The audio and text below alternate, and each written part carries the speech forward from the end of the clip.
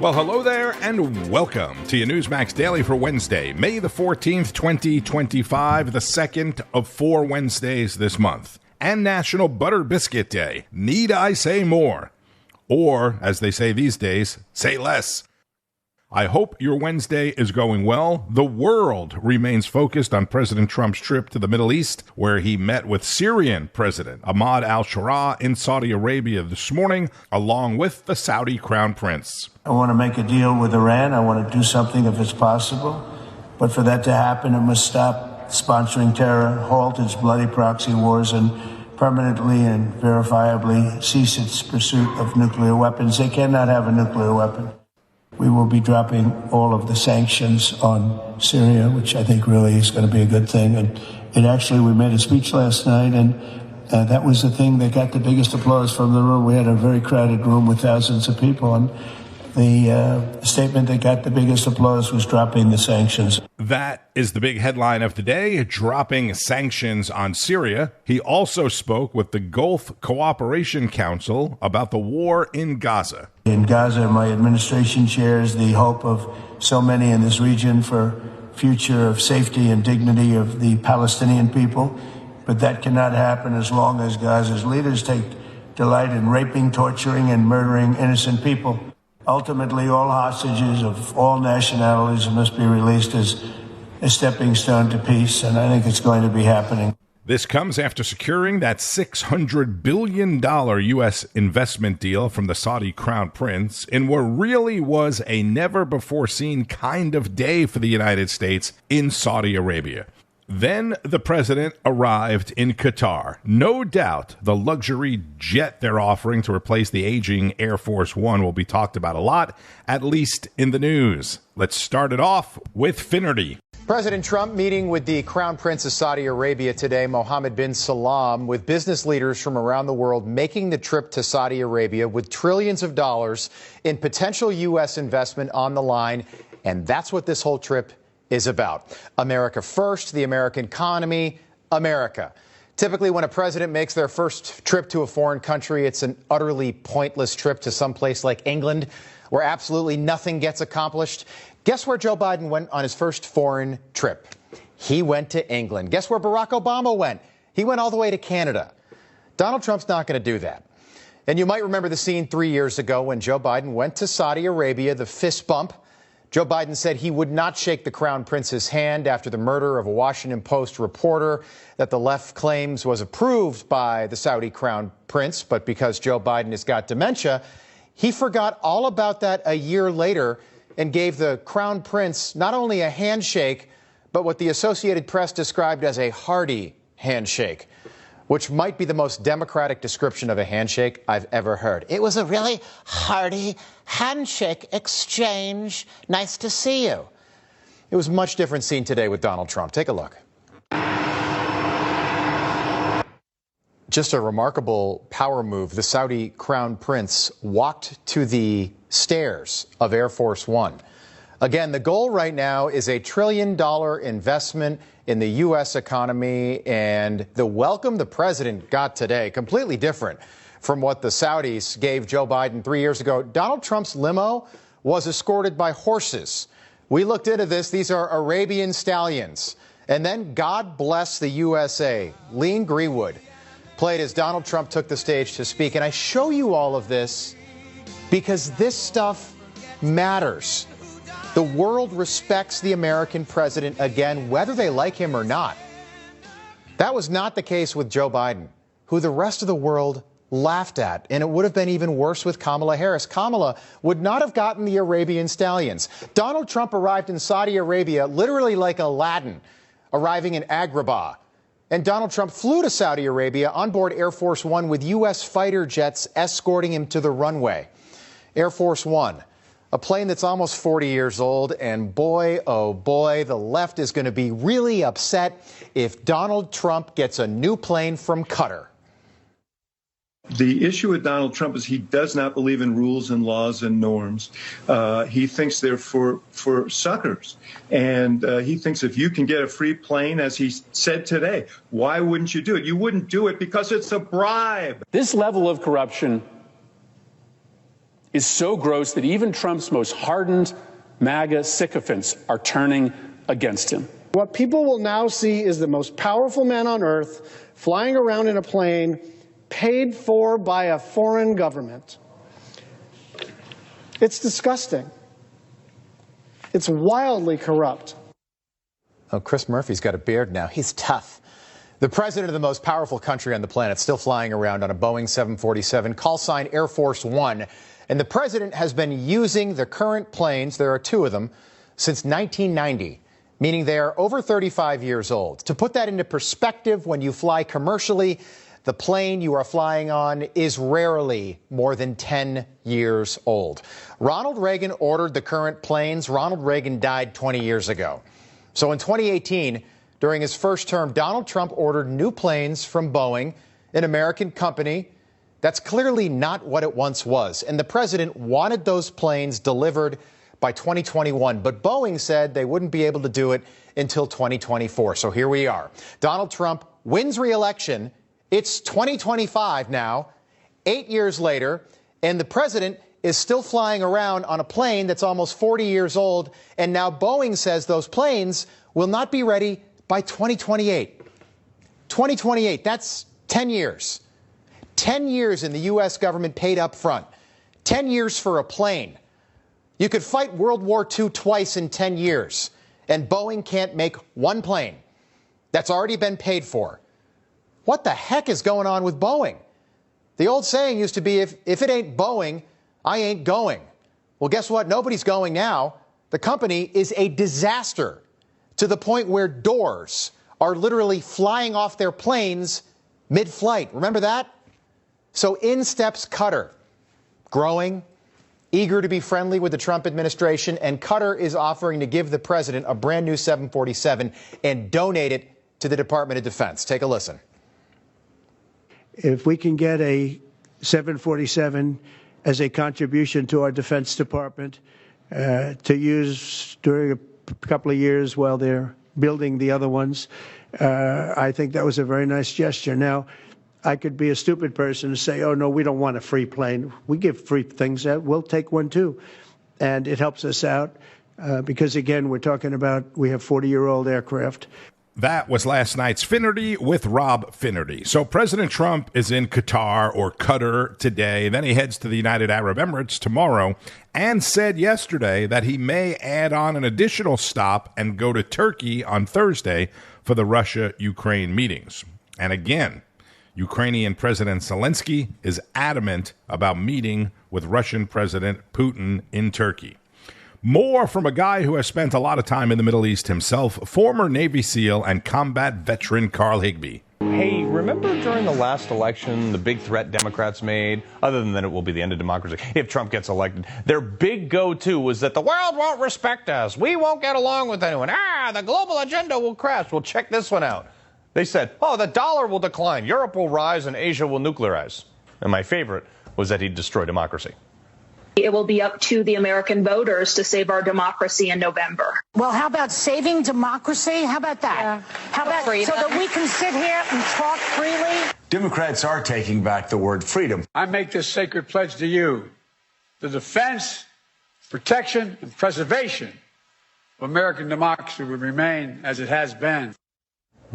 But we're a constitutional republic. Well, as it turns out, none of that's true. Anyway, Trump was just greeted by the crown prince himself. Unlike Biden, where they sent a local governor, Saudi governor, that was just there to greet him. The Saudi Royal Air Force, their fighter jets, escorted Air Force One. Trump had an Arabian horse escort with the beast. The streets were lined with American flags. They played the national anthem, and they rolled in a mobile McDonald's for him. Oh, by the way, he also secured $600 billion in investments, which includes a huge defense deal.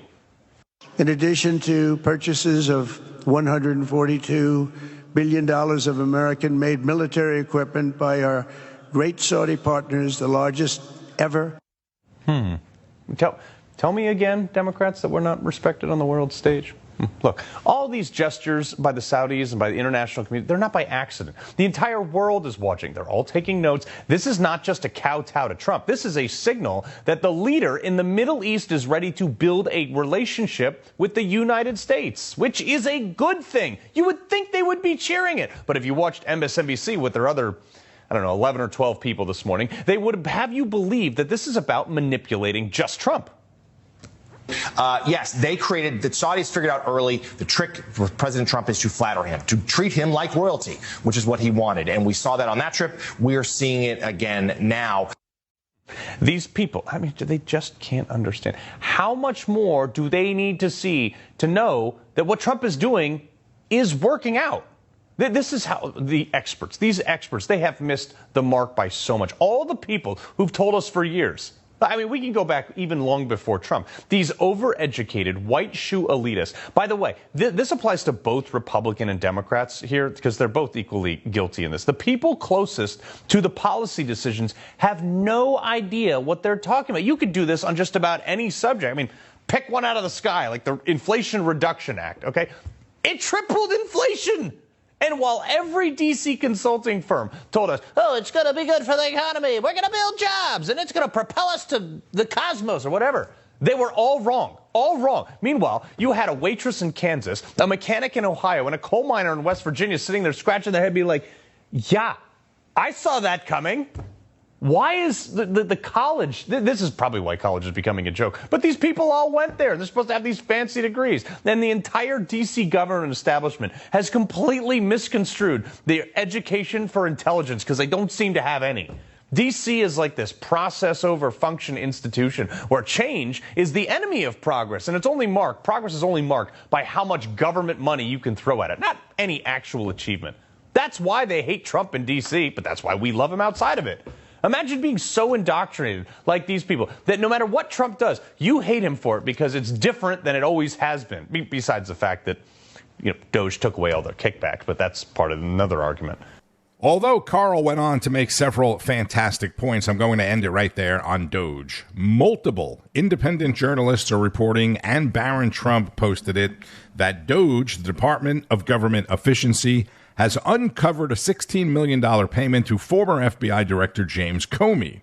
There's no confirmation of this as far as I can see as of yet. But I mention it because I know a lot of people were talking about it last night and today, and maybe we will learn more about it today.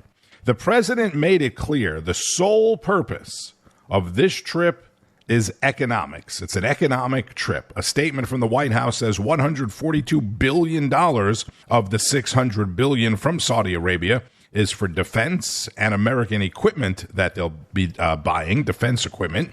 About $20 billion is for a Saudi company in the United States in AI infrastructure. And there are billions of dollars in energy infrastructure as well.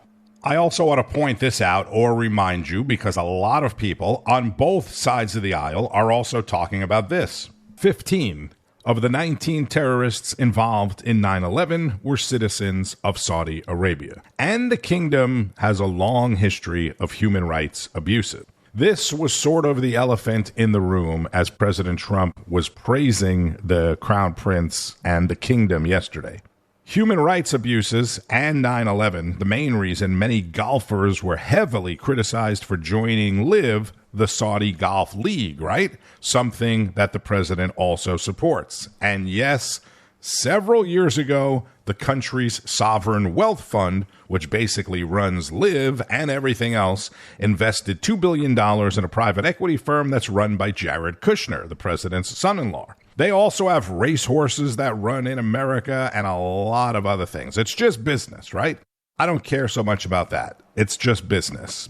But I wanted to put all the facts out there for the people that are going to say, but Tony, and for some people who simply do not know the facts. So anyway, Carl Higbie was hammering the swamp. Let's go to D.C., where Greta Van Susteren spoke with House Speaker Mike Johnson about the one big, beautiful bill, which is really the key to the administration's long-term success. We have a big project, the big, beautiful bill that President Trump would like to see passed by Congress. But before we get to that, I always like to sort of explain a little bit of your job.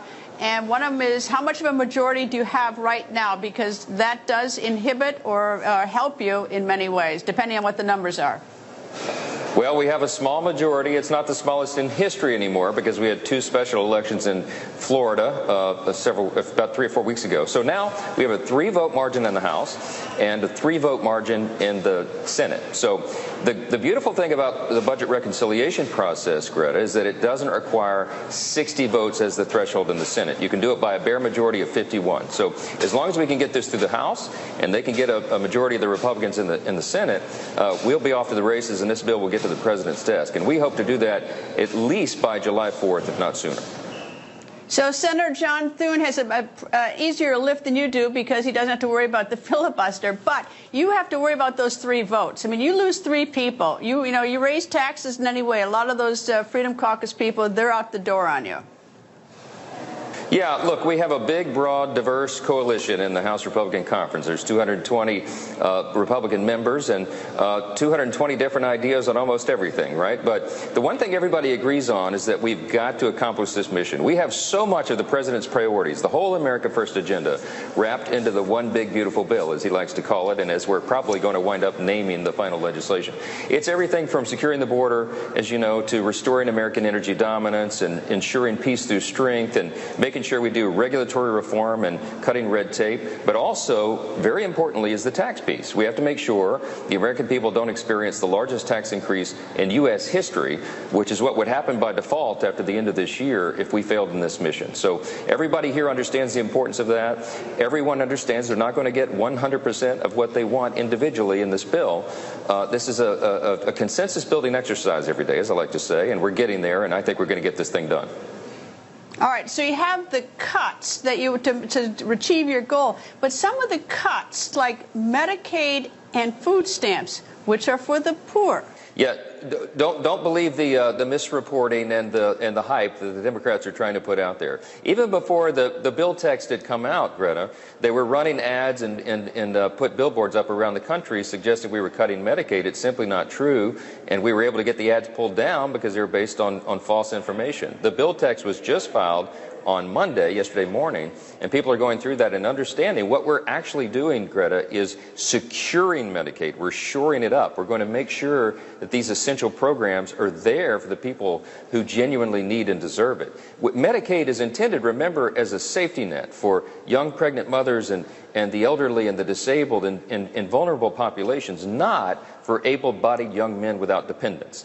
Those are the kinds of people we're taking off the program, the illegal aliens who are on the program. And we're going to root out fraud, waste, and abuse, and that's where the savings are going to be found. So we're actually making the program stronger for the Americans who need it. All right, just so I'm absolutely clear, now $1 will be cut from Medicaid from previous years. Is that what you're saying? Yes, what we're doing is taking care of the vulnerable populations. Remember, this is President Trump's primary promise on the campaign trail, that we would not affect those essential programs for people. And that's a big thing to us. I mean, I'm one of the Republicans, as many of us are, who have a lot of Medicaid recipients in our district. We got to protect those people. But we also have to recognize that these programs are on a path to insolvency within an 8 or 9 year window. So if we don't shore them up and don't restore them to their original intent, we'll be derelict in our duty, and it'd be a great disservice to the American people. President Trump says no tax on Social Security. Is that going to end up in the bill, no tax on Social Security? Yes, we're checking all the boxes. He promised no taxes on overtime, no taxes on Social Security, no taxes on, for example, interest on car loans that are made in America.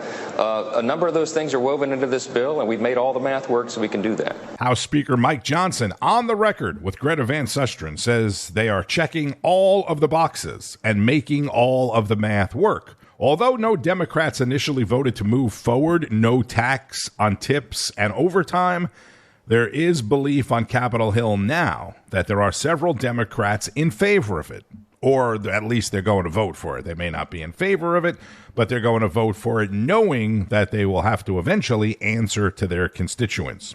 Raising the debt limit is a major part of making the One Big Beautiful Bill work and get passed. One of the Republicans against raising the debt limit also doesn't like the president's pharmaceutical executive order.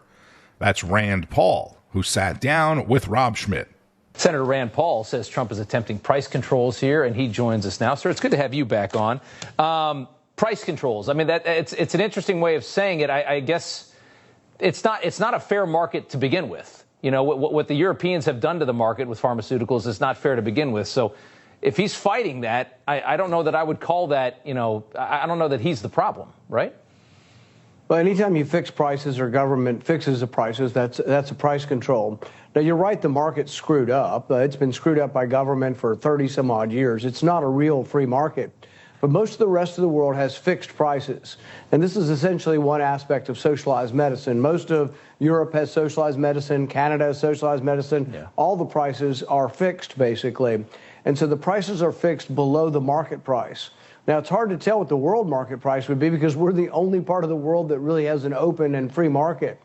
But what happens when you limit the when you set a level of a price, you have to restrict choices. So if you go to get drugs in Europe or in Canada, you'll be limited on what choices you can get. It's like having a really nasty HMO where there's only 2 or 3 drugs, but the one you want isn't going to be covered, or you'll have to spend 6 months or a year going through all the choices till you can finally get to the drug works. That's the only way you can sort of limit prices. Now, I'm not completely against what the president's doing in the sense that Medicare and Medicaid are already a form of socialism. It's the government paying for health care, either partially in the form of Medicare or completely in the form of Medicaid. This is a form of government-run health care. So if the government and the taxpayer is going to pay for it, should we bid on and try to reduce the prices? Of course. And so I think the president using the leverage of the government to get lower prices is good.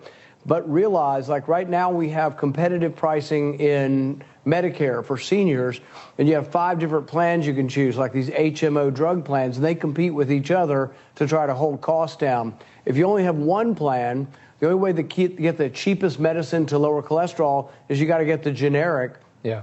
And it may not work quite as well as some of the later iterations. Yeah, I don't hear a lot of better ideas on a problem that people have been complaining about for a very long time, right? He's throwing his hat in the ring, you know? Well, I'll give you one idea, and this is an idea I brought to President Trump in the first administration. He liked it, and we actually did it through an executive order, but the Democrats sued, and we were never able to fully get it enacted. This is something called association health plans. And so my idea is that the people who don't have a drug plan and don't have insurance that covers their drugs, they're the ones that are hurt the most. The accountant with 3 employees, a doctor with 2 employees, small businesses. So what I would do is let them, through a membership in like Costco or Sam's, get a drug plan and or health insurance. And what would happen is 44 million people belong to Costco.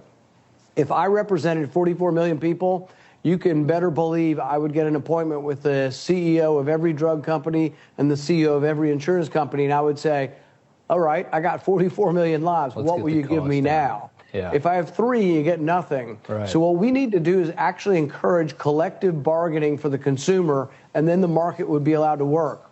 But I promise you, if you set rigid price controls, you're going to get Venezuela. That's what they have in Venezuela, and they have no food. So socialism and price controls is not a good idea. Using leverage and negotiating lower prices for government's not a bad idea. True fiscal conservative and Dr. Senator Rand Paul on Rob Schmitt Tonight. That's 7 o'clock Eastern, Rob Schmitt Tonight. In other news, Director of National Intelligence Tulsi Gabbard, we haven't heard that much about her recently, fired 2 top officials at the National Intelligence Council for what the office called an effort to address weaponization of intelligence. Tulsi removing the acting head of the council, Mike Collins, as well as his deputy. Protesters, agitators returned to the Newark, New Jersey ICE facility last night. DHS Secretary Kristi Noem now calling for any congressional lawmakers involved in a confrontation with law enforcement to be censured from Congress. And a federal grand jury indicted Wisconsin Judge Hannah Dugan, a county circuit court judge in Milwaukee, who was arrested by the FBI last month on allegations that she helped an undocumented immigrant and illegal alien avoid federal authorities. Yesterday, Dugan was charged with concealing a person from arrest and obstruction of proceedings, something we are likely to see more of. And in New York, the federal sex trafficking and racketeering trial of Sean Diddy Combs is continuing today after his ex-girlfriend produced graphic testimony against Diddy yesterday. Down the street from the trial on Wall Street, the rally is continuing. The stock market's opening in the green this morning, not by that much, but still green across the board. Bitcoin and other cryptocurrencies are slightly lower. At the time of this recording, Bitcoin was off $700. Who cares? At $104,000. Okay.